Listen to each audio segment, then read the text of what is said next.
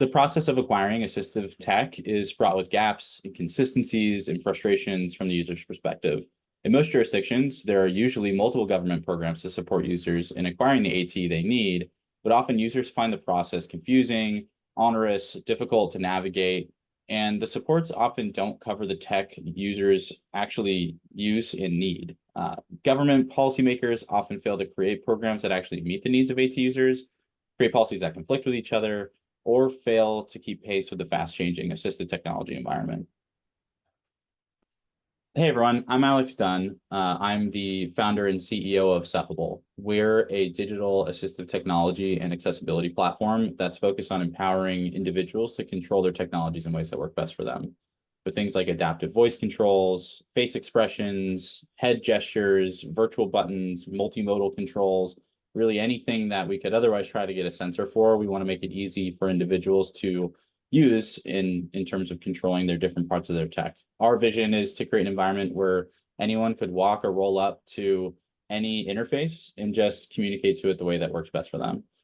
We focus not just on the technology, though, but also on closing what we call the disability tax, which is what currently exists in the sort of marketplace of assistive tech, which is that if you as an individual with a disability or as an AT user specifically are purchasing a laptop or a computer or trying to use an ATM or something else, that it's also on you to acquire your own assistive tech to make it more accessible. And I personally saw that as a little bit backwards. And so we set out to create a platform that is the best version of assistive technology powered by the latest AI and the latest innovations that we've been creating in the space, and make it entirely free for individuals while working with enterprises from big media and entertainment platforms, video game studios, multinational banks, and everything in between, in order to help them integrate the controls into their platforms, ultimately making it all more accessible for everyone, sort of a win-win-win scenario. So I'm excited to be here and talking a little bit more about how we democratize assistive technology for everyone, how we lean on the newest innovations in the sort of greater tech sphere in order to create equal opportunities for everyone to have this type of access, and to really dive into the details of what's out there and how do we make it all work together. And hello, everybody. My name's Ian White. I am with the Canadian Council of the Blind. I have been working in advocacy in the policy space for the last 3 or 4 years. And my approach is a little bit different from Alex's. I tend to come at things from a policy directive. So where Alex is looking at access to assistive tech from the user's perspective, I'm trying to drive processes that look specifically at the policies and government programs that are available to, as Alex says, democratize access. What I have found in my journey through the policy space is that quite often policies are either out of date, misrepresent the needs of people with disabilities, or distinct policy directives create gaps where policy really needs to cover the needs of people with disabilities so that they can access the assistive tech they need, either through government supports or from other directions. Excuse me. So what I think we want to do, Alex, is we want to look at this question from sort of those two directions and find where they overlap, where they interlock. So looking at the kinds of gaps in policy that create frustrations for people in accessing assistive tech, and to look at the user's needs and how those users' needs drive the policy space, or how they should drive the policy space, where there are opportunities to sort of look carefully at the policies that exist, the government programs that exist, and see where the gaps are and how we might creatively fill those gaps.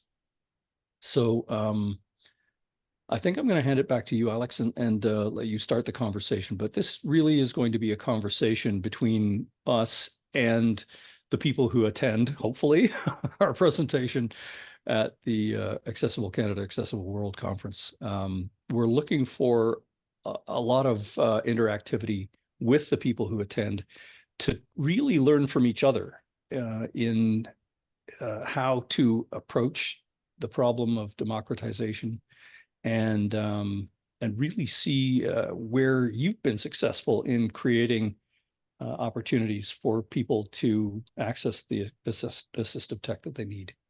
So back to you, Alex. Yeah, I think you put it perfectly. You know, what we're trying to do is create a really strong conversation. And ultimately what we hope you, is if you're watching this and are interested in participating with us in joining this conversation, is we want to be able to leave this session together with shared ideas of what's working and what's not, and in actions that we can all take to be able to push things forward in this sort of shared mission of democratizing access to assistive technology from both the bottom up perspective, which is very much where I come from, and looking at every individual user and the type of tech they need and what's out there and getting into the nitty gritty of it. And from Ian's top down approach of how do we do this from the policy perspective, and how do we create these larger waves of access. So please bring your thinking caps and join us in these conversations. We're going to explore things like, you know, what can we do to make things better, or what does a better system really look like for access to assistive tech? What types of assistive tech do you need, or do the folks in your life need or use? And for those that have procured assistive tech, what was that process like for you? We're trying to create an environment in which we can all just share in this conversation. So excited to be able to jump right in and talk about what's out there, what's working, what's not, and to continue to push for a better path forward. Exactly. From my perspective, what I'd like to do, as Alex says, is sort of look at this thing from the top down and talk about some of the structural issues that I see in the policy space. You know, we talk a lot about how challenging it is to either get the attention of policymakers or influence them in a way that makes sense, so that they can understand the needs that the disability community has. And a lot of that really comes down to overcoming initial biases, because the disability community, especially when it's subdivided into its various categories, whether that's vision loss, as in my case, or you know, mobility issues, or you know, mental health issues, whatever the class of disability is, policymakers tend to bring their own biases to the table when creating the policies that they do. And how do we look at that? How do we overcome that?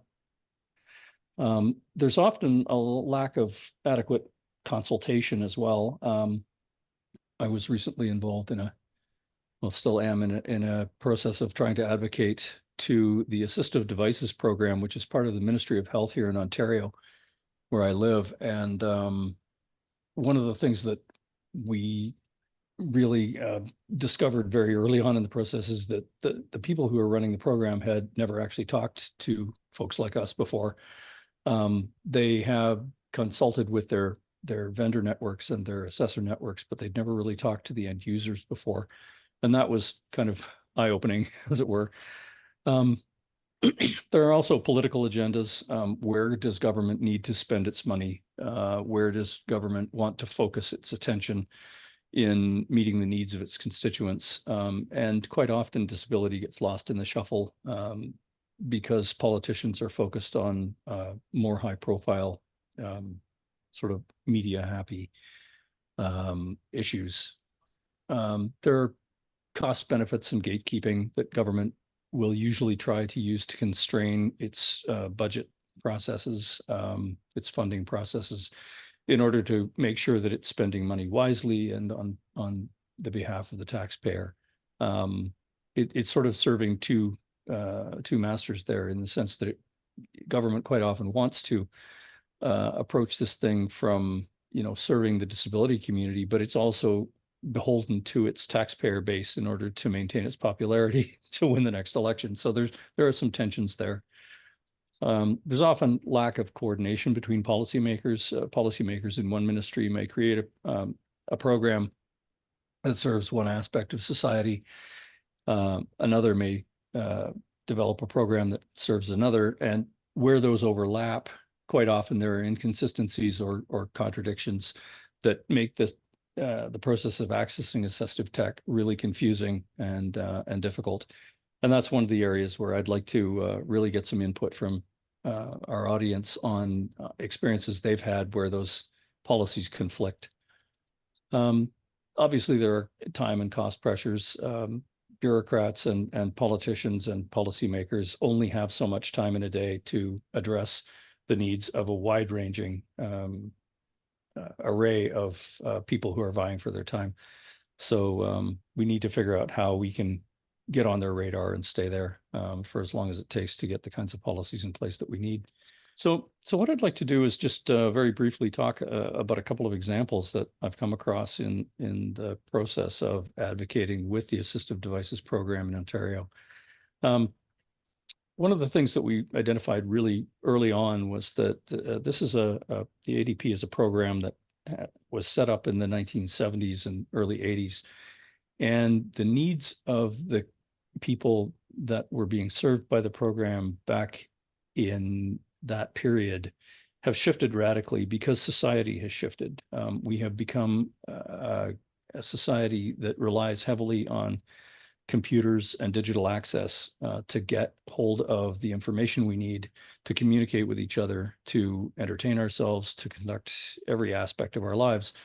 But the program was initially set up before all of those technologies were in place, and has not really kept pace with those kinds of societal changes. So I think that's one of the things that we've identified as a potential pitfall in the policy space. It's just being able to keep up with the way society is changing. We've also came across a sort of disconnect between the definition of what an assistive technology actually is versus how assistive technologies are currently seen in the assistive tech space. So just as an example, one of the policies that in the Assistive Devices program is that they will not fund a mainstream device. But as we've moved more and more into a sort of digital environment, technological convergence has meant that more and more of the assistive tech that we rely on can only be run on mainstream devices. So we're in a bit of a sticky place because we can't run the assistive tech we need unless we have the mainstream devices that run that tech. But the program specifically excludes, from a policy perspective, any mainstream device, and that's a disconnect that needs to be addressed. We also, in the idea that there are different policymakers in different ministries making policy that overlaps. A couple of years ago in Canada and in Ontario in particular, the government announced a multi-billion-dollar program to roll out cellular and internet infrastructure across remote and northern communities so that everyone in Canada would have an equal opportunity to access the digital economy. And one of the things that was puzzling from our perspective in working with the Assistive Devices program in Ontario was that the government seemed very keen to build the infrastructure to which mainstream devices and internet capable devices could connect, but had no plan to actually provide those internet capable devices to the people with disabilities who need them. So again, a disconnect in the policies where the government is spending a whole bunch of money to ensure equal access, but was not providing the second part of that solution to people who couldn't afford the devices that would give them the access to actually connect to the infrastructure that was being built at taxpayer cost. So again, these are the kinds of issues that I think it would be really interesting to explore. Alex, I think you've identified what is required. Well, hopefully we'll be exploring what would be required from the user's perspective, how do we get to a space where we identify user needs, we make those needs known to the people who are creating policies and programs? How do those policies and programs overlap with that need, and where are the gaps in that space? So as I think you all can tell, there's a lot we've got to talk about in a very good way. Yeah, And I think that from my perspective, and I believe from Ian's perspective as well, we just want more people in the conversation that are bringing their own experience for you watching this, to bring your experience, absolutely. so that we can start really taking these challenges, understand them all holistically, and start building towards solutions together from both the individual's user's perspective of access to the right types of technology and understanding what's out there, to actually procuring it and making sure that that's a solution at scale too. So thank you all for watching this video. Hopefully you'll come join us at the Accessible Canada, Accessible World workshop that we're putting together, and starting to explore the right ways that we can all work together to democratize access to assistive tech. Really looking forward to the conversation.